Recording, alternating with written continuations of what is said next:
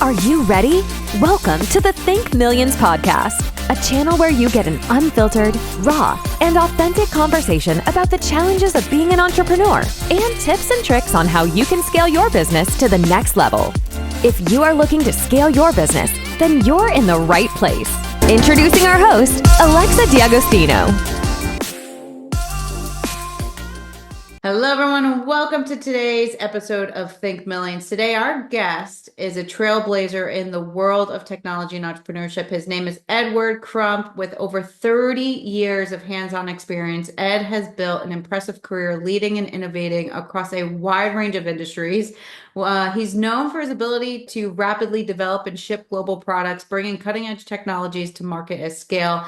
And this is what I'm talking about. He's a co-founder of Nike's Tech Innovation Office, where he helped shape the future of sports tech, blending data, AI, and product design to redefine how consumers engage with the brand. Ed also played a pivotal role in development of Amazon Alexa as one of the co-founders and patent holders, driving forward the adoption of voice technology in everyday life and revolutionizing user interaction with smart devices.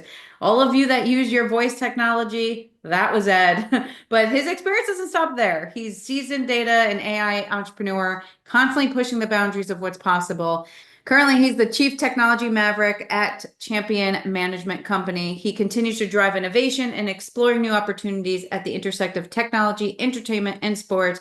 And this is just, when I tell you, the first time I met Ed and I heard he had 30 patents, including Amazon Alexa, I got to be honest, I didn't believe it. I was like, I got to Google this. So I Google him and I'm like, is this guy really who he says he is? And I look and all his patents come up and this guy is the real deal. And I've been so grateful to get to know you over the almost last year. And I'm so excited to have you on Think Millions. Wow, that's quite an introduction, Alexa. It's absolutely a pleasure to be here, and thanks for having me. Wow. Well, I mean, what's funny is like Ed doesn't like talking about himself. And so I'm always like, Ed this, Ed that. And he's like, oh, thank you, that introduction. Like he's so humble that I have to say it for him because he won't share any of that. Uh, well, my ego appreciates it for sure. Yeah, I love it. No, this is great, Alexa. And like you said, it's been a pleasure getting to know you. I mean, for the humble brag, I mean, you've got quite the background, and so I think you say this well. At least I really appreciate it when you think about, hey, you know what? Get yourself in the room with people that are smarter than you, and I love it. And I've done this with you. It's like, you make me better. I mean, you bring all these great ideas, and it's that kind of dynamism in my life I love. Like we can do anything, right? You can do anything. So you might as well spend time on doing things that you love with people that will make you better. So yeah, I appreciate you inviting me. No, I love that. And it's amazing because part of how we met was I had an event and at my event I put people like you, though there's nobody really like you, in a room. And what that does is it allows us to engage with people that you would normally not engage with. And now look at us. We're business partners doing things together, creating Yeah. amazing stuff. And I can't wait for people to see all the stuff that we're doing. And that brings me to a question, right? As an entrepreneur, as a leader, especially somebody in the tech industry that's changing so quickly, how do you foster innovation when it's a Mhm. moving target? Oh my gosh. Well, I mean, it's really changed too, right? So, I mean, I think if you think back like 10 years ago, we threw a lot of money at problems, right? But the innovation that we were doing sometimes was deep science, and sometimes it was just, innovating how do you build things. And one thing, as you said, with one of the things I did was Alexa, right? And the ability to actually take a really big idea, like Jeff thinks really big, like Alexa is like this small thing, and the ability to conceive of like how the world, like he was thinking like holodecks from Star Trek.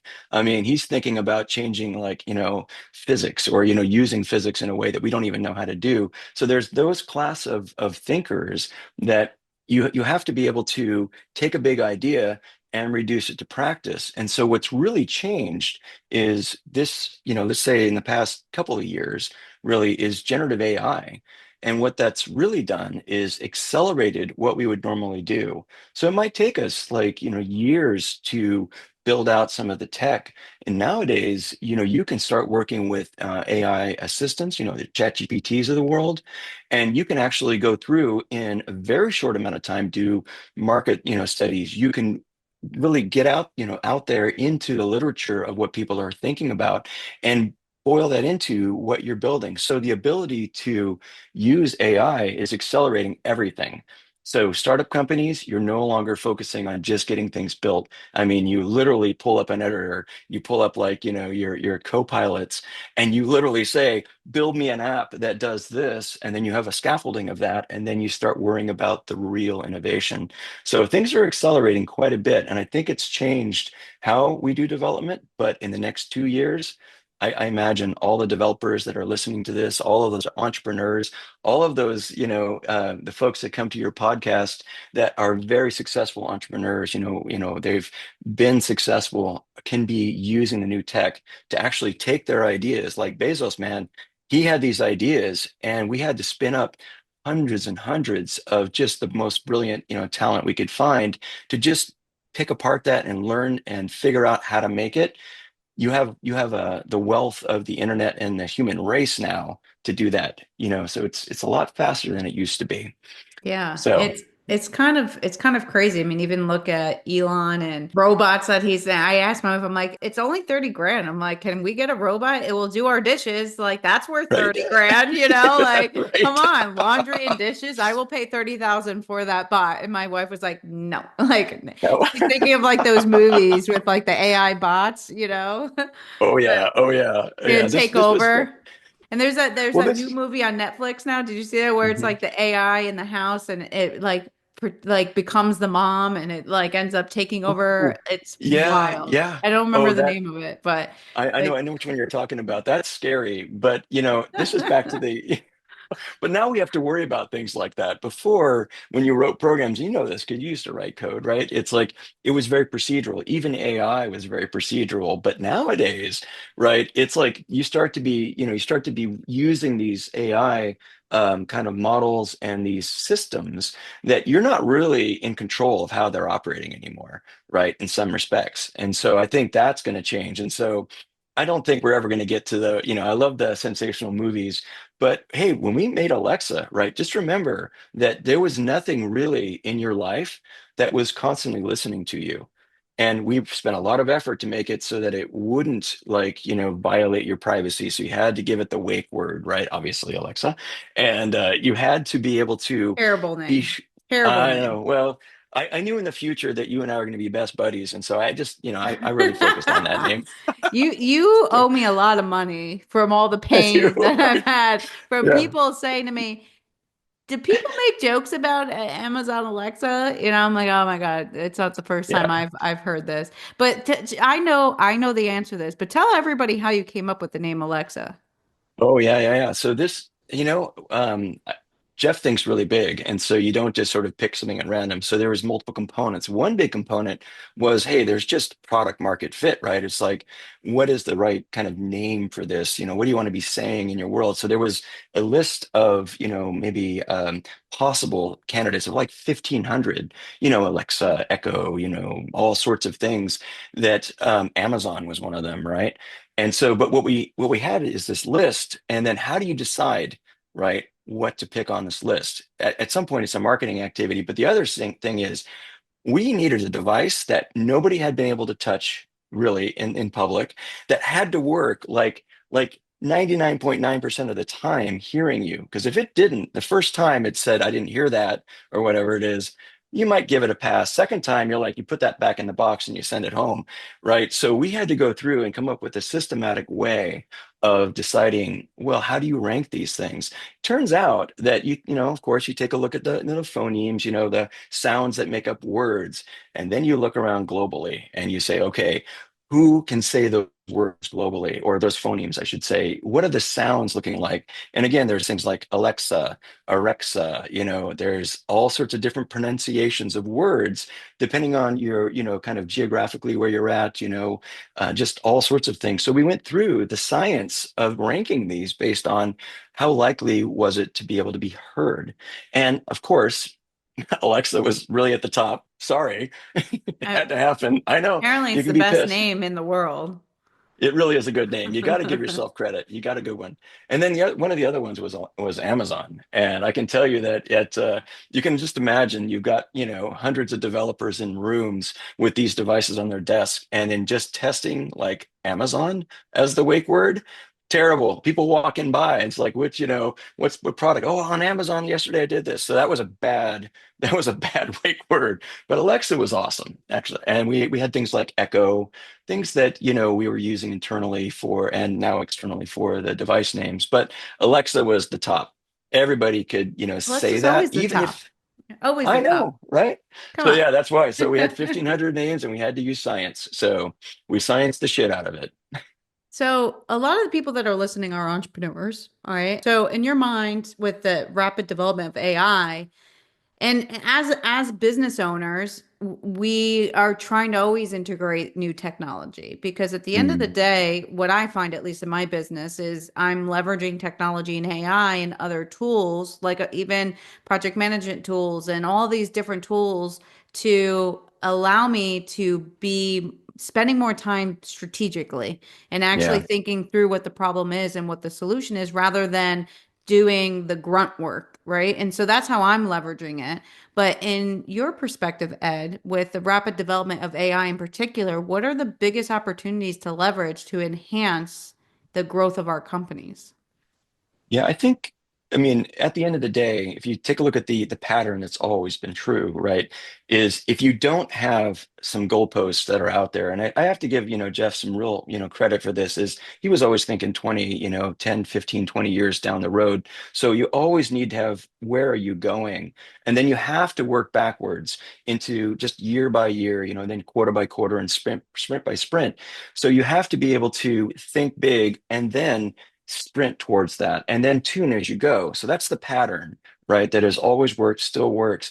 What's different now, though, is you're now able to think it's much easier for entrepreneurs to think 5 to 10 years out because you have access now to, you literally can go into ChatGPT or Claude or any of these systems, and you can research for yourself.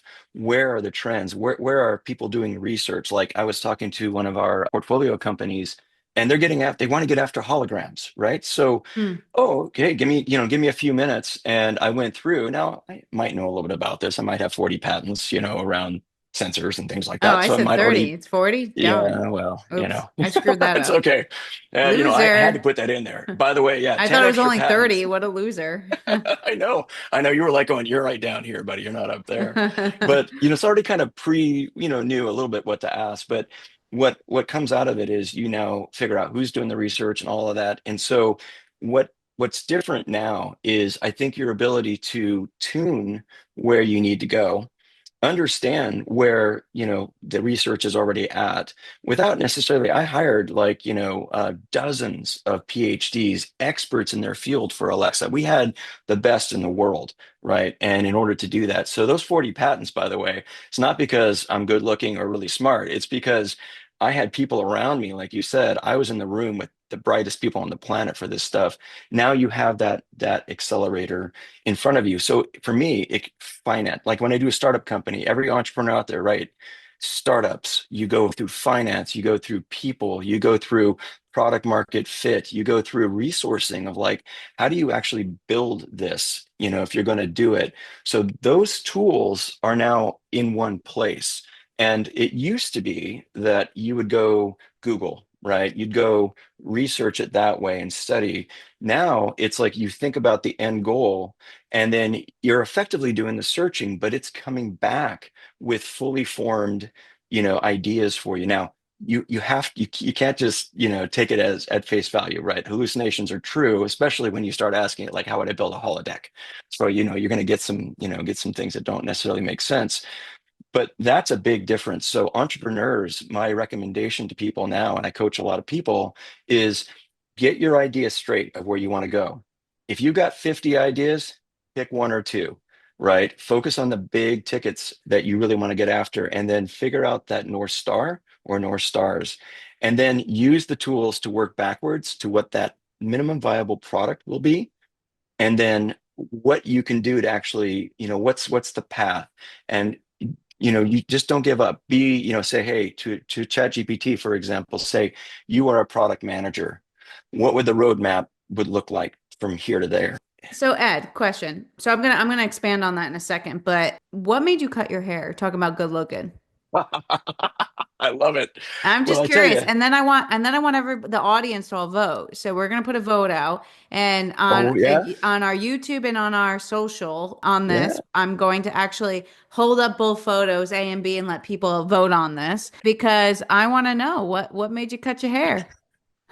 So I could look like this. I've loved Morpheus, man. No, so Ed had actually, beautiful like curly locks. yeah, ever since I got married in 1990 and had a beautiful son, and ever since then I had a long beard and hair. And well, working with Bezos for 5 years, I definitely wanted to like follow in his footsteps, so it had to happen. So no, but as just the realistic thing is, I've had long hair for a long time. It takes management, as you know. And one of the things when it started to get kind of whiter, I was like, you know what? It's like it's starting to thin out. It's a little whiter. I'm looking a little different. I want to make a change. So just like I did at Amazon, I wore Hawaiian shirts every day at Amazon for Mm, 5 years. So I wow. changed my life. I'm doing that now. And I've Yeah. had some really strange feedback. And I'll share with this. And I'd love to hear the audience's feedback. Apparently, I look like a mob boss, which Stop it.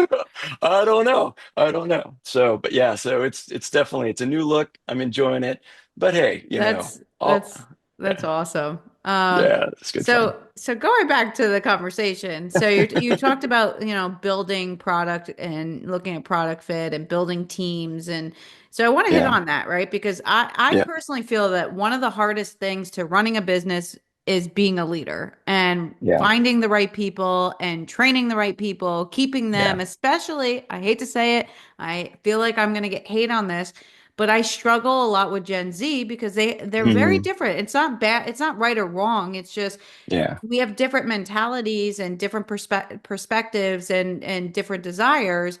And they live in a world where you can make $1 million off TikTok, right? And so yeah, finding a team now is very challenging because they all want instant gratification. They want to be promoted within 3 months. Like it's in and it's become a challenge, right? So talk to us a little bit like what challenges have you faced managing large scale cross-functional teams? And yeah. in particular, like Amazon Alexa, you talk about it all the time that Mhm. you had to, Mhm. build this massive team and it was very difficult to build. And how do you do that? What advice do you have for everybody that's trying to build a cross-functional team? Yeah, I think so. Today, it's a little easier. Back then, Amazon Alexa was a secret project. In fact, there was a project called Shimmer before that, which is now publicly, you can look at it. That was the holodeck sort of concept. So, but I couldn't tell anybody anything. And Amazon, at the time, they paid well, but they did not pay as well. Like if Google or Apple wanted a candidate, they could just, drop another, 100K on the table, just, sign-on bonus to, pull people away. And we generally wouldn't go after people. So I had a lot of disadvantages, couldn't tell people what it was, at all. And everybody knew about the at Amazon, So the you literally had to bookstore. interview them and go, I'm interviewing you for a job I can't tell you about. Correct. What? Yes. I would be on the phone. I was doing like 10 phone, maybe 15 phone screens a day. And that was the litany. I can't tell you what you're working on. I can tell you that there's a gentleman, who has got this, amazing like haircut like I do now. But he's going to get something done, but I can't tell you what it is. But what I did actually in those first initial screens, and I still do this today, Alexa, and I think that's part of what you're asking, and it's still true, is for what I do and for what you do, it's like it's super important to understand, like, hey, there's going to be really high levels of ambiguity, right? It's not comfortable. You're going to fail. And when you sit down with somebody and have a conversation, you quickly can kind of determine, hey, what they really want to do is they want to work in an environment where somebody gives them here's your Jira tickets. And then you wake up every morning and you just go, somebody else has kind of mapped that out for you.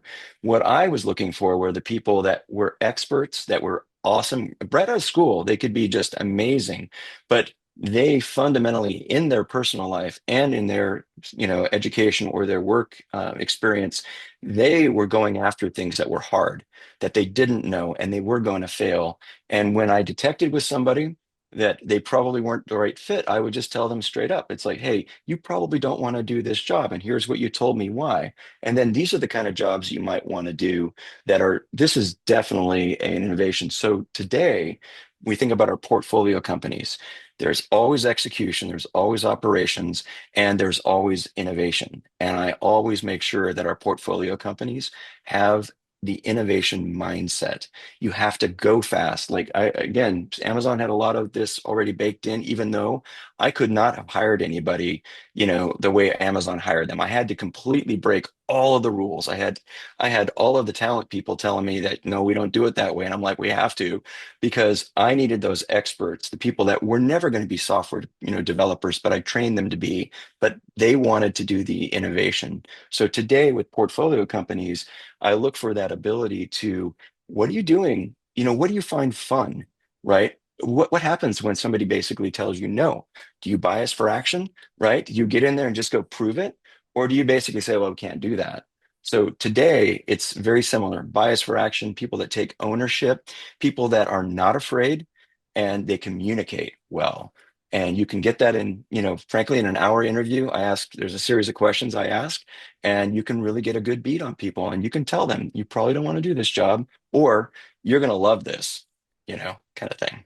Yeah. I mean, I think what's interesting is like thinking about the process that you went through of not being able to tell people what Mhm. they're doing. That's Yeah. entrepreneurship.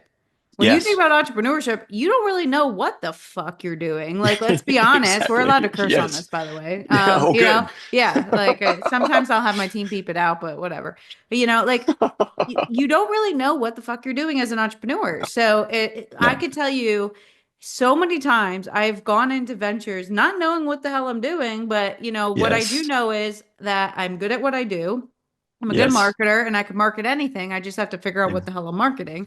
Yep. But I mean, how many times do you go into ventures, especially in tech, not really understanding maybe exactly what you're doing yet? I mean, look at that. You Yeah. went in to a project to do Yes. holograms and ended up with Amazon Alexa Right. out of that That's right. project. You guys, Yes. am I correct? I think you reverted, right? It Or not it reverted. was You no, kind no, of no. We actually delivered what we said we were going to deliver to Bezos in 3 years. We told him, you gave him a plan, which frankly never happens, but we gave him a plan right up front in the first quarter or so, where here's what we're going to put on your desk in 3 years, which was the big thing. And now it wasn't a holodeck from Star Trek, because that involves like turning matter into energy back into matter. Okay, so we didn't do that part, but everything else, no. But with what you do as an entrepreneur is exactly what you said, which is, hey, have that big vision, get started, stop overthinking it, get started, get after the things, do the customer obsession. What do people really want? And then as you go through, we looked at this and said, you know what the big thing is the voice computer. In fact, I'm actually, I tell people this, the reason that I kind of focused on certain features of Alexa was because my mom, right? She had an iPhone, an iPad, she had a Mac, and every time an update came in and it changed anything, it always cost her a few days of stress to try to learn the new thing. Voice computers don't change. In fact, in the future, imagine your personal AI is you. It's going to be a reflection of you, not Alexa, not like Meta's AI. It'll be a reflection of you, and that doesn't change. And that's why Alexa was built the way it was. We had to keep it simple so that people could use it. So, these kinds of decisions, customer obsession, you have to figure out what the hard problem is, and then we pulled that product out of the middle. I took my team in particular. We had quite a few people, and I split them in two. We had two groups, one going after the original project and one baking in now Alexa. And boy, that was in 2 years, basically, we basically stood that up from nothing. And that's insane. But that's a part of the innovation process. It takes funding, and it takes dedication and frugality. You have to focus, right? Yeah. I mean, I think also too, when you think about projects or companies Mhm. as an entrepreneur, right? Because I feel like there's an entrepreneur and then there's an entrepreneur. Part of Mm, your career, you were an entrepreneur. You worked for mm, Bezos, and but yeah, at the same time, I always ask people, do you want 100% of $100,000 company or 1% of $1 billion company, right? So right. it's That's right. and I think there's no, I think I would be just as good of an entrepreneur as an Yes, entrepreneur. But yes. there's different personalities, right? So whether you're Mhm. working in a company as an entrepreneur or you're an entrepreneur working on your own company or project, I think that there's a challenge sometimes to understand how to balance long-term strategic thinking with the need for Mhm. short-term execution. And Yes. in my opinion, in a company, a multi-billion dollar company, you might have a little bit more time to have that long-term Mm, thinking and a maybe yeah, mid-term execution.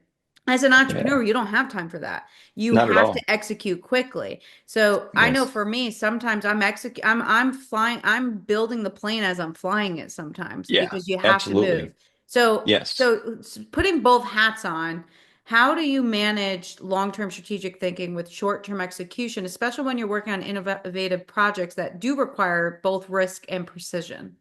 Yeah, I think this is it's the crux of the point, which is, look, when you're, let's say, in a big corporation, there is this belief system that, hey, we have lots of time, we have lots of resources, we can have like a meeting next week. And as you said, as an entrepreneur, you would never do it that way because it just at some point, you're not delivering. And in big companies, what the pattern is, and this is the danger for everybody when you're an entrepreneur, as you said, is that, hey, if you go through the standard process, what happens is people get pretty far down, like a year or two into their project, and it gets canned because, hey, the stock price is sitting right there, right? What have you done this year to help the stock price? And eventually, people don't necessarily look at innovation as like the thing that changes and just, helps the company take off. Like at Nike, we were putting together multi-billion dollar new lines of business for Nike, which is kind of Crazy. absurd at some, it's Yeah. crazy, right? But we did it because Nike is like a great example of a lot of companies out there. Very good. They are the top, the leaders in like product innovation, and they had all of these things underneath that were just not being monetized. So we were coming in and saying, look, we can actually we can go after this new kind of revenue streams in and around digital, phygital things. We can get after things in retail stores that just can't be done today, but you have all the components. So when I say this, Nike, great example of a company that is not necessarily a tech company in that regard, and so they invited us, in to build that out. And as opposed to Amazon, where from the beginning we were doing something different. We were literally siloed. Nobody in Amazon could come talk to us if they weren't on the list, right? So Amazon did the right thing, just like a startup company, which is don't mix schedules, don't talk to other people. You have one job, which is to innovate quickly. And so that's really the difference between you have a strategic vision inside of a company, and then you have to work backwards and treat it like you're a startup company. You need to deliver things every sprint and then every quarter. Don't wait to, don't have plans that are out 3 years because eventually, the company will change, leadership, right? And then those great ideas will get canceled, right? I've seen this so many times Oh, and I great have too. I mean, ideas. even in the past, I had a partnership with a really good idea. I'd actually love to bring that idea back to life. Oh, mhm. And it was so slow. The tech team took years to build this out. And I finally Yes, just took my name out. I'm like, I'm not, we don't have time. We should have gotten yes, this out in 4 months and it's been two yes. years. And, speed, everybody always asks me, Alexa, how have you been so successful in your career? And I always say the same thing: speed. Yes, it is. Speed, speed. Speed, That is speed. why I am where I am. I get shit done Yes, fast and I yes, don't care about mistakes. I fix it as I go. It's the whole philosophy, marketing by modification. it You is. just get Yep. shit out, test it, and you change it as you go. If you're focused on Yes. perfection, you're going to fail.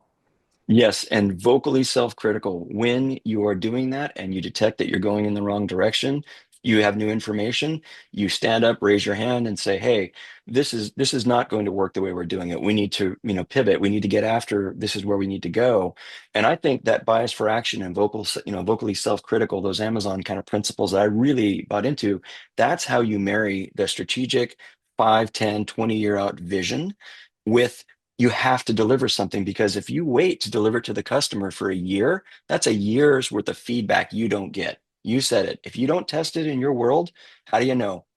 Right? You got to Exactly. have data. Got to Yeah. have data. So let's talk a little bit about CVP and CMC. So if people didn't catch on, Ed and I got married business wise, We're Polly. and we are working together, which is so exciting. And we're just, I can't, there's so many amazing things that are coming down the pike. And we got in bed with a company called CVP, Champion Venture Partners, which we can't exactly talk about. It's kind of like your Amazon Alexa thing. We can't fully talk about what we're doing, but what we can share Yeah. is we are investing in companies as a private equity group. And we have another group called CMC, which is Champion Management Company, that will then help these companies grow, scale, and hopefully exit. And all these companies live within a fund that we will be investing in. So it's our job, mine on the marketing side, Ed on the IT side and the tech side. But what's cool is Ed and I are on the same page that marketing and tech cross a lot. And You we're do. both good. He's better on the tech side. I'm better on the marketing side, but I'm good at tech and he's good at marketing. So there's Yeah. a great marriage, which Mhm. I've not always had that on tech. I got to be honest. I've had a lot of weird relationships on the tech side because everybody always feels they can do something better. And I love this marriage between us and what we're working on because to me, tech and marketing, just like marketing and sales, have to be in line and they have to work together, not against each other and be threatened. And I don't feel that at all in this relationship. It's such a beautiful, powerful relationship because our two brains together are really, Yes. really quite powerful. So what talk to us a little bit about CMC, what we're doing and what we're bringing to these companies. Yeah, and by the way, yeah, Alexa, this is absolutely true. I find it's very unique in your case, and I've worked with a lot of really awesome marketing folks that didn't really understand tech, and so there was always that impedance, which is why I had to lean in on the marketing side and the product side and all that, which I'm grateful for. So Except for CVP, the name Alexa, that was a terrible marketing decision. okay, my bad. Besides that, everything else Besides is great. that. I'm never gonna let that one go. I mean, you're never letting that one Nope. go, are you? You No. only sold 500 million of those things, so it wasn't that good. Oh my gosh. Oh my gosh. And it's gonna accelerate. There's still more coming. So, but not that I said that out loud.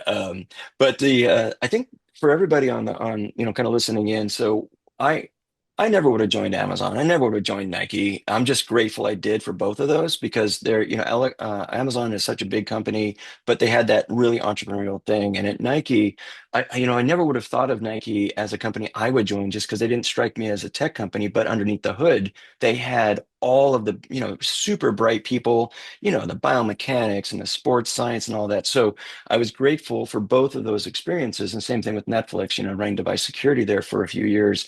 It's like these experiences all of a sudden started laddering up into what I'm now doing.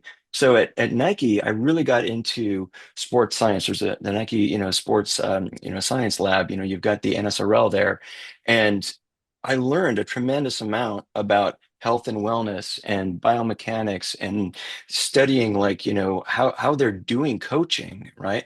So when I left Nike and I was I have a variety of startup companies that I'm kind of a fractional CTO for. When CVP came by, they're after asset classes for the investments. They're getting after teams and fans and stadiums and all of those things. But again, we can't go into too much detail. But all of a sudden, I found, hey, this is a very natural progression. I wasn't thinking about joining a fund like this as their CTO, but now that I'm here, I'm able to use all of these things so much so that when we carved out the CMC, the management company, now I can be the fractional CTO, like with yourself, fractional CMO for these portfolio companies. So we're getting after things like smart environments, we're getting after, smart apparel. We're getting after things as simple as like, think about food delivery, or things that go around stadiums and, but everything we're doing is sports tech, sports science, health and wellness. And I love the absolute focus because they believe, and both, the CVP folks and CMC, it's all about access. It's about, getting people involved and bringing in, which is that's one of my North Stars. It's like, I want to change the world. I love what we did with Alexa. It made my mom, she's 95. She walks into her room and says, Alexa, turn the lights on. I mean, Hmm. there's things like that think about the future sports. It's like, Nike, if you have a body, you're an athlete, right? Movement is health. And if we can get people to move through games, through just attending these sports events and having these experiences, augmented reality. This is the stuff that CVP is getting after. And CMC is you get access to us so that we can help you as a portfolio company build that out. And so you don't have to, know everything. You don't have to kind of start from scratch. You can bring us in to give you that coaching, to give you that guidance. We can literally help you hire. We can help you build out your roadmaps. We can help you build out the POCs, the prototypes, MVPs. So yeah, it's a perfect fit for me, and I'm really excited about the portfolio companies that we're working with so far. Incredible people. It's a great mixture, and I assume that you're feeling the same way. We have quite a few Yeah, opportunities that are just I'm blowing me excited. away. Yeah, but Yeah, me I think the too. best part is working with me. Duh. Well, yeah. I mean, come on. Oh, it's so Um, good. Well, cool. um, I mean, anything else? I mean, any last words to everyone listening? Yeah, I think for everybody, I'm gonna keep saying this because I feel like it's one of the biggest changes that you're going to see in the next few years, and I really appreciate that CVP and CMC are really focused on this. If you think about kind of personal data, you think about like, when you go through the world and you're generating data today, that's being monetized by companies, and then they sell you products back with that. And just imagine in the sports world and movement and health and wellness your personal AI is going to be it's going to be working with you, but it's taking from everybody else as opposed to, you being sold products. Just imagine that the product, I mean, you're going to be defining how you want to live, and then your AI helps you, and then companies can then participate without basically getting your personal information. They can really sell you products or give you products really that are exactly what you want. So in the world that's coming, I think data monetization, personal data monetization, you should benefit from your data. These things are coming. And just think about sports. You think about, all of those activities you're doing. Just imagine being paid to do them, you know? So Yeah. not as professional athletes, but as people. Yeah. Yeah. And for everyone listening, if you have a company, I mean, obviously you have to have funding. It can't be a startup, but if you're looking to work with Ed and me and our team, I will in the show note put exactly how to get in touch with us so that you can let us know. I mean, we're getting so many people a week reaching out to us. I mean, we're I would say probably less than 5% of the folks that do apply to work with us, we're jumping on the phone with them. But if you have an amazing idea, if you have a company that has funding and you want a tech team, I mean, talk about imagine having the co-founder of Amazon Alexa sitting on your team. I mean, that's just incredible, right? And the things that we're doing for our portfolio companies within our fund. And also keep in mind, you don't have to be within our fund either. And so that's something that's really important to know that we will work with people that are outside of our fund and our portfolio company. But it's the sky's the limit, I think, with the team that we have. And I'm just excited to work with you. And thanks for coming on. I think everyone definitely is going to enjoy this. Likewise, I had a blast, and we'll have to do it again. We'll do it Yeah. again. And for everyone listening, please hit that 5-star review. If you have any questions or you have questions for Ed, as always, shoot me an email or you could DM me on any social platform. I love hearing your feedback. It's really what fuels me when I get the feedback on every episode. So make sure everything's in the show notes on how to reach out, and we will see you next week. And one more thing, you've got to share because I've got to beat everybody else's numbers. We're very competitive here. Yes, share this. I will be Share sharing the this. numbers with our team. That's great. Thanks, everybody. Thanks so much for tuning in to this episode of Think Millions podcast. If you're enjoying the show, please feel free to rate, subscribe, and leave a review wherever you listen to your podcasts. We really appreciate that effort, and we'll catch you in the next episode.